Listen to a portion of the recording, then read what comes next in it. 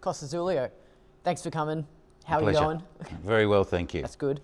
So, for the people who don't know who you are, what's the Costa story? The Costa story starts off, basically a Brizzy boy, but I was born in Melbourne and played in bands through the 80s, through the late 70s and 80s, kind of into the 90s. But I was lucky enough in 1986 to pick up a traineeship at the ABC after I'd done an apprenticeship. So I did an apprenticeship as an electrician, and then I got a traineeship as a radio.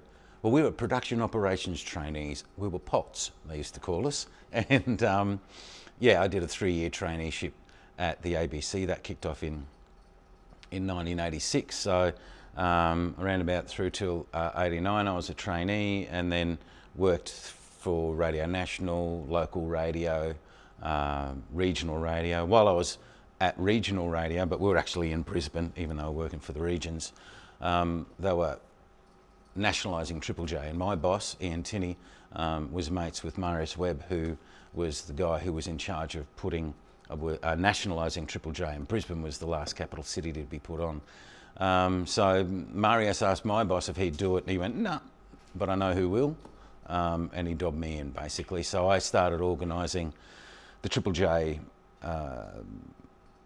launch and recordings of different bands, different local bands, and we did a launch. Ian Rogerson, I think, came up, and maybe Debbie Spillane came up and did an outside broadcast in the mall with Wayne Goss, who was the current premier, came and played his favourite 5 tracks.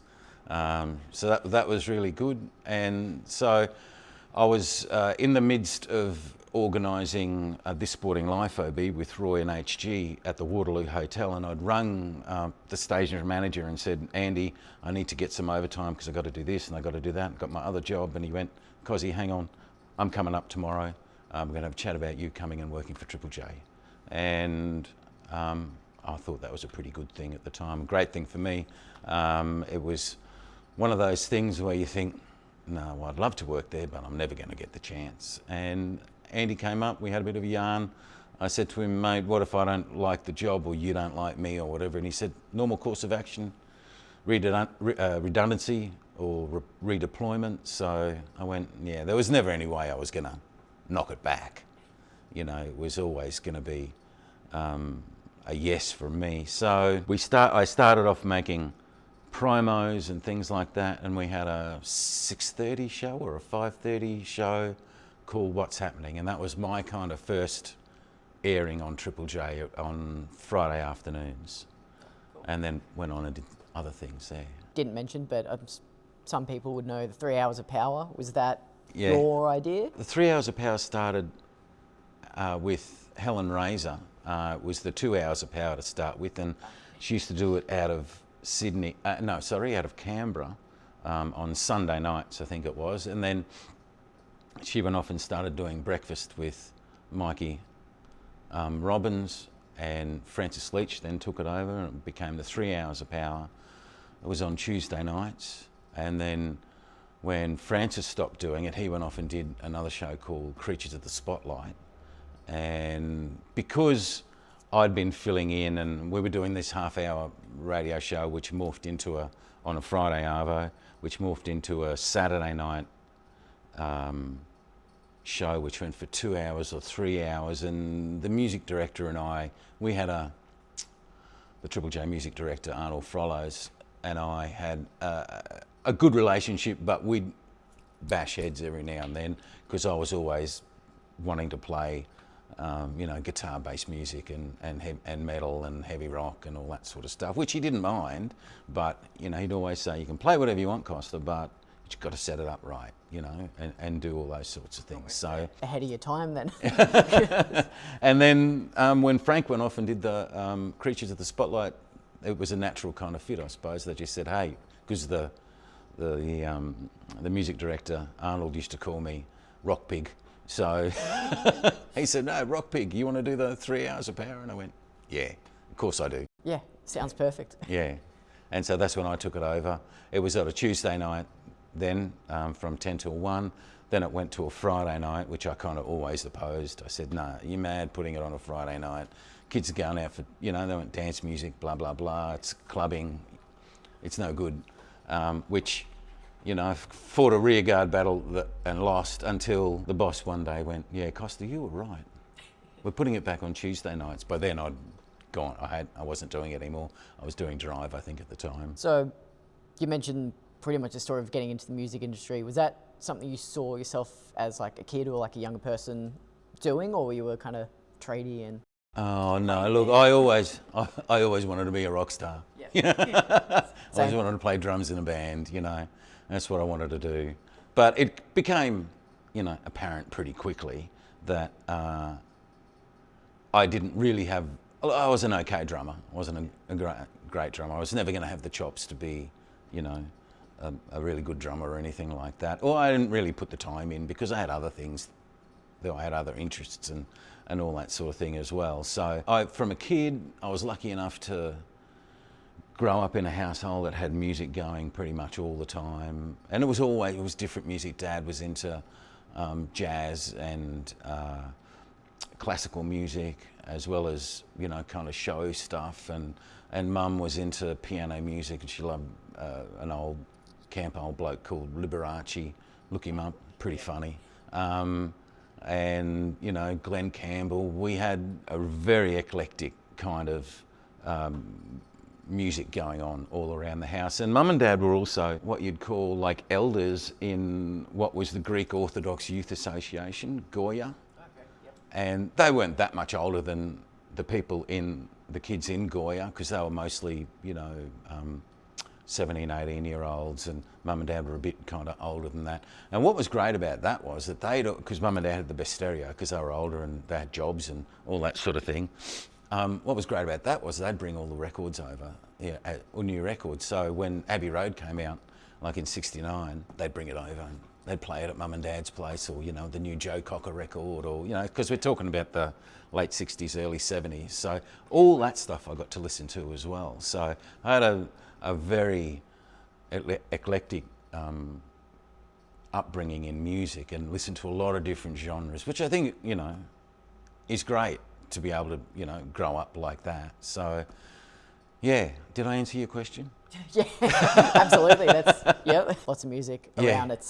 That's really cool. Yeah, like especially listening to lots of genres. It's so different these days, where, you know, you've got your Spotify streaming is going to come up one way or another.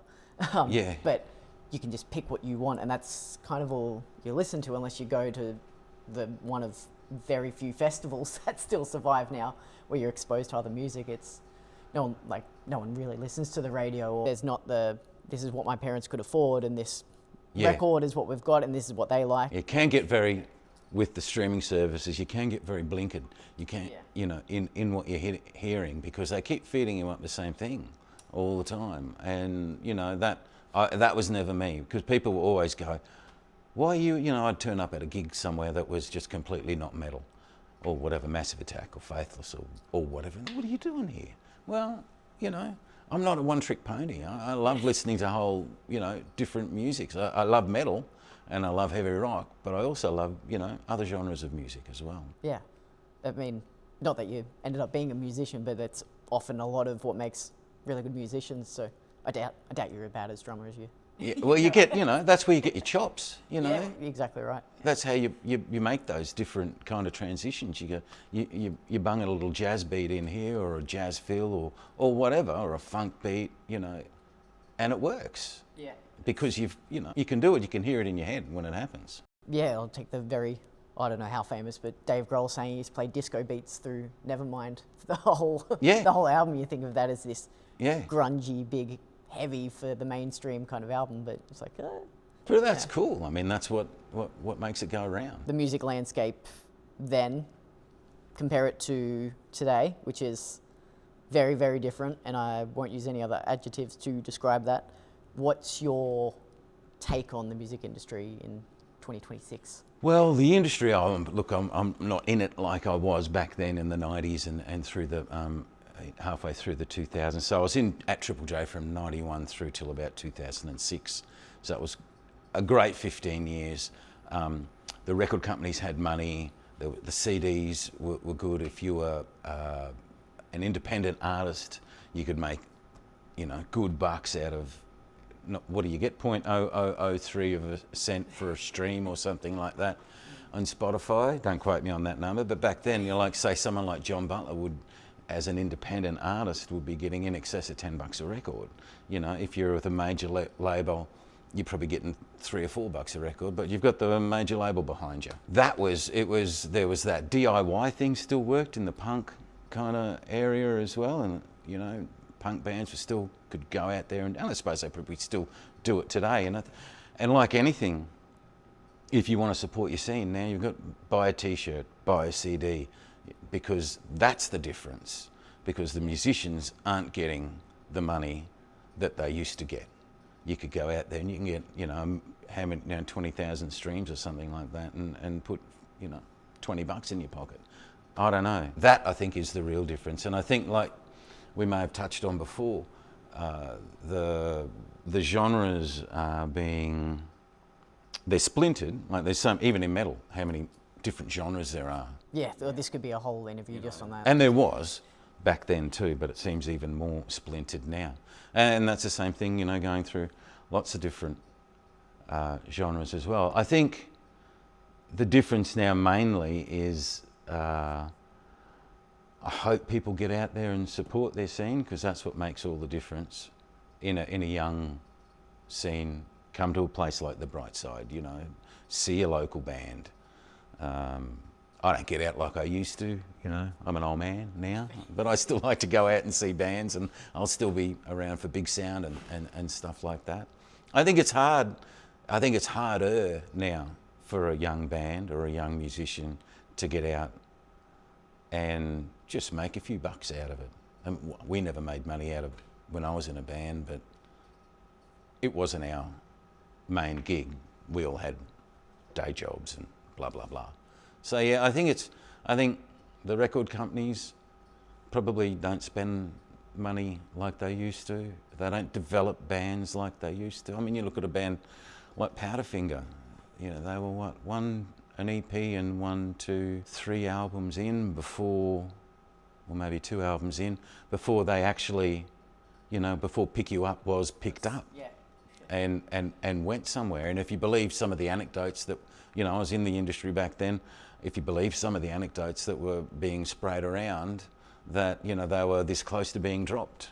But luckily they weren't, I guess, for the record company, and for them, obviously.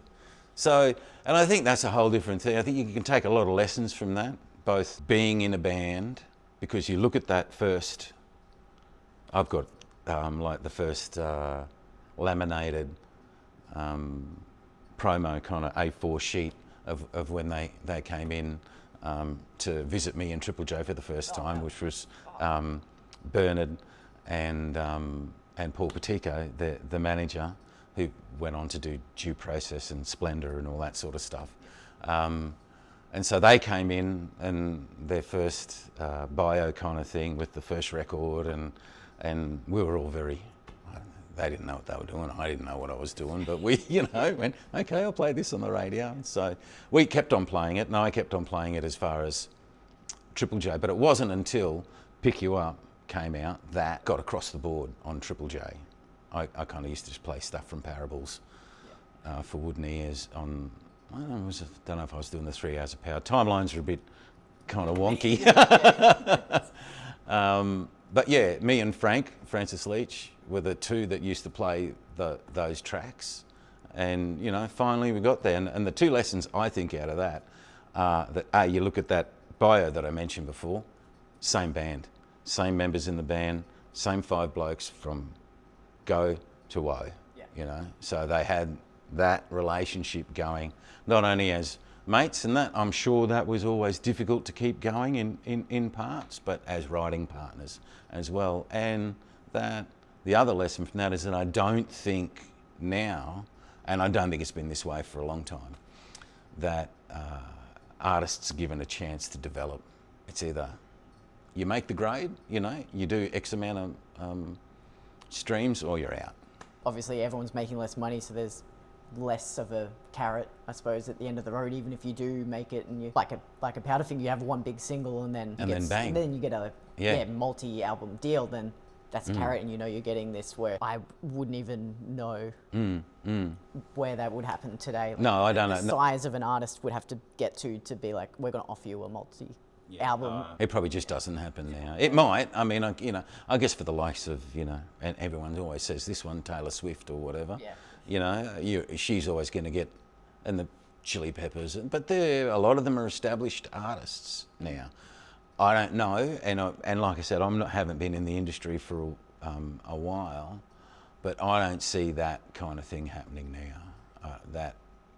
We'll give them another record. Yeah, and it happened sometimes back in the day. Other bands would get an album, 2 albums in, and the record company would go, "No, this ain't working." So it wasn't all beer and Skittles back then. Keep it a bit more positive. What was your favourite memory about working in that time, or maybe that best time you can remember? Well, I got to meet and sit down with Ozzy Osbourne for half an hour one-on-one when he came in 1997. I was actually living in Sydney at the time, and Ozzy came out to do a promo tour, and the whole entourage came. Sharon was there, like the kids were there, all wobbled up. I think it was the 6th floor. I think we used to be on 6th or 7th floor at Ultimo at Triple J at the ABC building, and I had to have water, English breakfast tea, and something else I can't remember to eat, which he didn't touch any of it. But they put me in this tiny little studio called P67, I think it was. It was really just a more of a production studio, but to get away from everything, that we went in there. And I sat there and spoke with Ozzy Osbourne one-on-one for half an hour, and had his full regalia on. He had his, rose-coloured glasses and had all his bracelets and necklace. So every time he moved, chink, chink. But yeah, so that was fantastic. I was very lucky to do that. And then he came back. I was supposed to interview him again, but he didn't. When he came back for the tour, which was about early in '98, I think, and but he blew out all the interviews. Sharon didn't come out with him, so I think he probably just got on the sauce and said, "No, I'm not doing any of that shit." Yeah. So I was lucky enough to talk to Ozzy. I mean, Alice Cooper. I spent probably half an hour with Alice. I met Dave Grohl and Chris Shiflett, and I think there's all that, but also there's a real buzz for Powderfinger, for instance, when a band that you've been trying to get on the playlist and haven't really succeeded, and then finally when everybody sees or hears what you hear, and they go, all right, so I was lucky enough to do that with a few Brisbane bands. I mean, Custard, I won't take credit for being there, but I was certainly part of it. It wasn't all just me. Regurgitator were an interesting one because Paul Curtis, their manager, I think had come in on a Friday afternoon and given me their first CD, and I've taken it home, had a listen, went, yeah, fuck, I don't know how we're going to get that on the radio. It's good, but it's not like anything else that's on the radio. Couldn't Do It was the song, I think. I'm driving to work on Monday and I hear it on the radio. I went, oh, well. It happened. And nice one. I don't have to fight for that one. Yep. So to hear those bands. I mean, Scream Theatre are another local band that I kind of pushed and championed, but really they got a little bit of airplay, but probably not as much as I would have liked. Because I'm a fan of that band. So seeing, having a pretty interesting conversation with the music director about System of a Down when they were coming out, and I can remember saying to him, Arnold, these guys are going to be, if not the biggest band in the world, one of the biggest bands in the world. And he went, really? I went, yeah. And he put them on the radio, which again really surprised me. And to see that sort of thing happen, then they came out, they headlined Big Day Out and stuff like that, massive tours. That first tour of theirs at the Roxy was just, it might have been the Arena back then, was just insane. They came out, they did about half an hour, 35 minutes, and the crowd just went fucking batshit. And then they went off for like 10 minutes. They played this Armenian like folk music or something, and then came back out and did probably another 35, 40 minutes, and just the crowd went mad again. And we walked out, here's a police state for you. We walked out of the arena or the Roxy, and there was probably half a dozen, 8 cop cars, all parked out the front, and with cops all standing outside the cars, all gloved up. Oh my God. Yeah, they were waiting for a riot, but the kids were just, they were spent. They just spent an hour and a bit with System of a Down. They weren't going to have a fight or anything like that, So things like that, things like that. You just, I saw some great shows. I mean, Jane's Addiction played at Festival Hall was just mind blowing. So fortunate, and I'm glad I kind of actually knew that I was lucky. I knew that I was in a very fortunate position, and to be, here's the new Soundgarden record. Fuck. Yeah. Like if I couldn't have hoped for anything else. I was so lucky. I don't even know what to say. Yeah. Growing up at the tail end of all of that was, exactly what I had hoped everything would be. And if you still, have that kind of hope, or like people still pushing for the live music to get back to that stage, like it's still incredible, but yeah, well, I don't know if it'll get back to that sort of thing, but the bottom line is you just kind of got to work in whatever situation is in front of you. So if you want to, I was lucky, a lot of this, I never said no to anything. Like when I started at the ABC or with Triple J or whatever, and whatever I did, do you want to do that? Yep. Do you want to do this? Yep. Can you do this for us? Yep. Sometimes I didn't have a clue what I was doing. Yeah. And I faked it, but it got me to where I was, you just got to have that, a little bit of self-belief. I'm not massively good on self-belief, but that thing where you think, well, if I say no here, maybe they'll never ask me again. Yeah, just not doubting the situation, even if you might be doubting yourself, just, we'll see how it goes. Yeah, exactly. So, massively fortunate in that kind of, but also if you put it out there, hopefully someone will, go, I just thought who'd be a good idea for that. Let's get him to do it. Let's get her to do it. Whatever, Yeah. Definitely notice that going to smaller gigs and shows like here at the Bright Side, that you see a lot of the same faces, familiar people. Like, well, if you're thinking of doing something, there's already these kind of spaces where I think there'd be a lot of similar-minded people who want to create this feeling of Australia in the 90s and the big day out kind of vibe. Like putting on a festival that size would be insane, especially now. But that same feeling, I feel like, say feeling one more time, I feel like would be what so many people want, especially people of like my sort of age, where you're like, oh my God, this is going to be great. And you had that little taste, and then everything was just flipped so quickly. But you got to build those networks, right? They won't happen in front of you. You've got to go out there and you've got to create them. We'll go right back to when I was an apprentice. I think I was 3rd or 4th year. I hated being an electrician, it just drove me mad. And it was scary. You could die any moment. Came close a couple of times. But I did back then there were 2 audio engineering courses. One of them was the SAE, which still exists now, and the other one was in the McWhirters building. It was Byrne and Ross, which turned into Pyramid Studios. So I did there when it was still Byrne and Ross with Tony Byrne and Phil Ross. They played in a band called Mick Hadley's Last Shout. Mick Hadley's gone, Tony's gone. Hopefully Phil's still around. They said, went and did the audio engineering course. I think it was 6 months or 6 weeks or something. It was pretty short. It was all I could afford because I was still an apprentice and getting paid, like, lucky if I was getting $100 a week back then.